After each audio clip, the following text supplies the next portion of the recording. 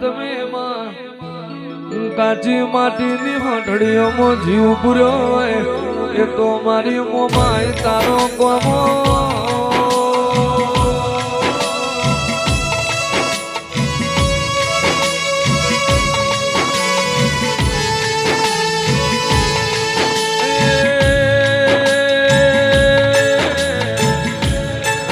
મારી નાગજી ભુવાનો નામ રાખનારી મારી ઉમા ભુવાની